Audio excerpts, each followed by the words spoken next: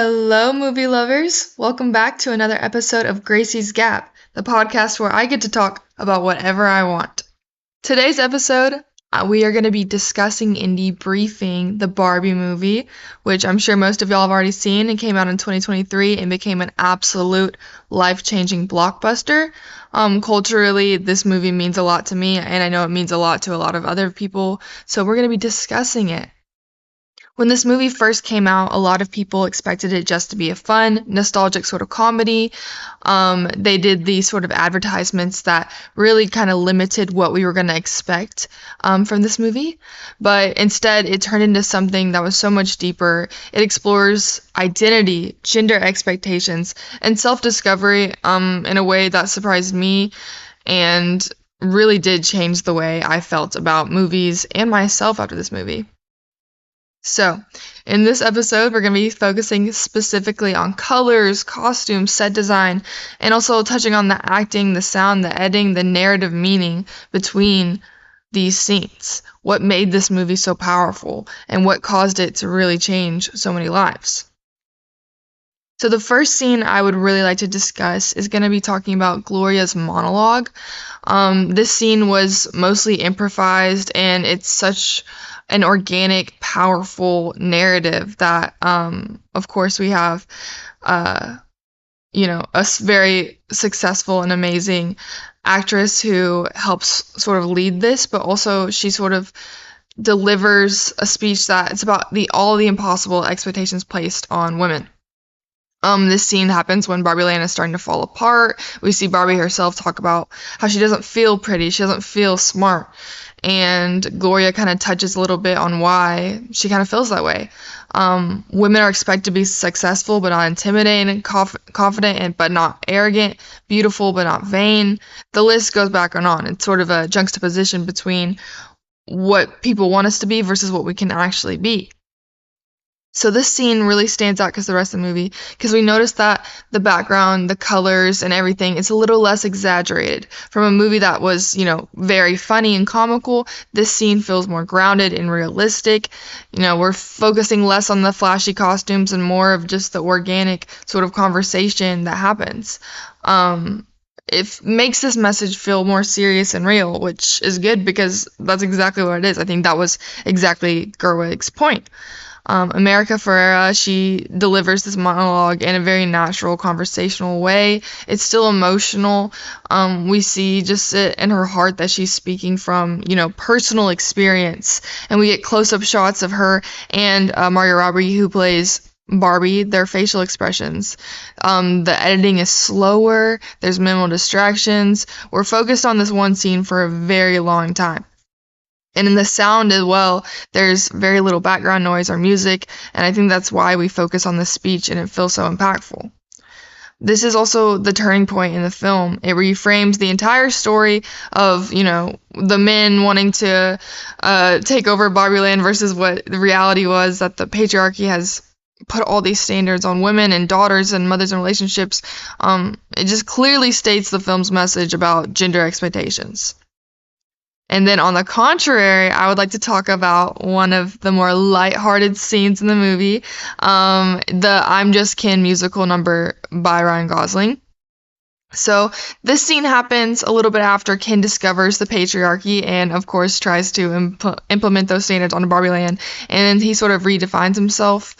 This scene is, like I said, the complete opposite of Gloria's monologue. There's dramatic lighting, over-the-top costumes, it's stylized, it's very cut, very fast, and then everything is really exaggerated to reflect, Ken's emotional state.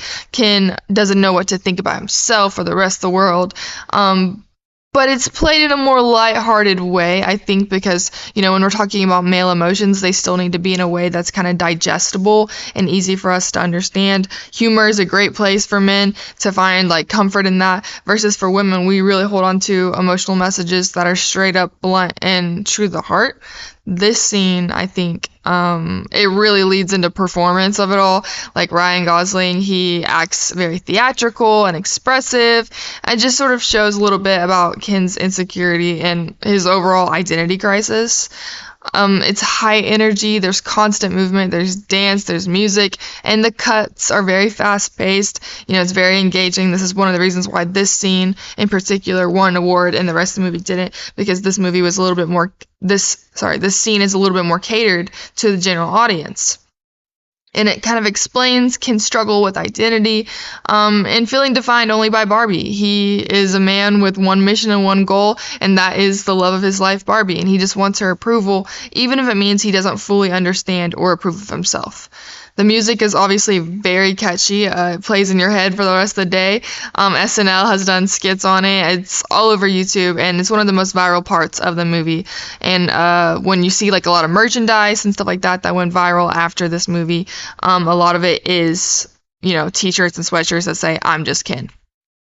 So it's catchy and emotional, but it's also very comedic. It's a comedic moment in this movie. And it highlights the same ideas that we kind of see Gloria discuss in her monologue, which is identity and self-worth. It shows that Ken, just like Barbie, is struggling to understand who he is.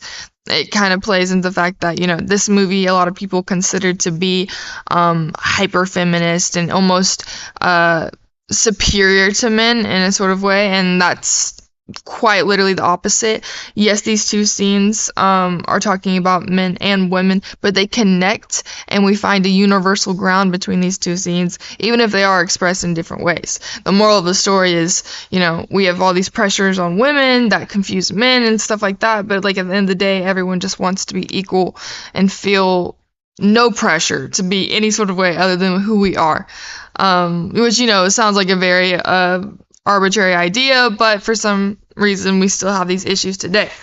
So I think one of the most interesting parts of this Barbie movie is how unexpected it really was. It came out in the peak of the pandemic, and it sort of gave people an idea of what was going to happen for the rest of like everything past the Me Too movement. We kind of see, a little bit of a almost turn away from becoming less like a patriarchy. This movie kind of brought that back out and, really, really did pull on some heartstrings for a lot of women and men. When I saw this movie with my family, my dad left crying. And, it's hard for men to completely ever understand for what it's like to be in someone else's shoes, but I think that's one of the most powerful things about film is it really does put somebody there.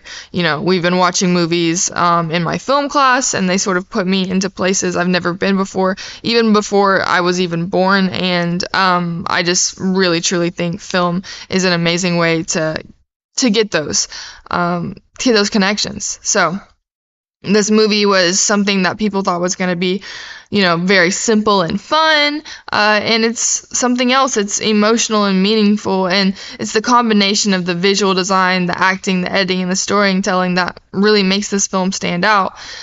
This movie is bright, it's pink, and it really catches your eye, but I think a lot of it is, we see pink as a sign of weakness almost, but this movie counteracts that. It's a part of expressing oneself, and I think that can really change what we expect when we think of the color pink. I think it stands for almost bravery, and I think that's really beautiful. So looking through cinematic language shows how intentional every choice really is, and personally I left the movie feeling so surprised by how much it affected me, and I truly think everyone needs to watch this movie, whether you like comedies or care about the actors in it or not. I think that this movie is important to understanding the other side, and it's truly something that is going to be on my watch list for the rest of my life.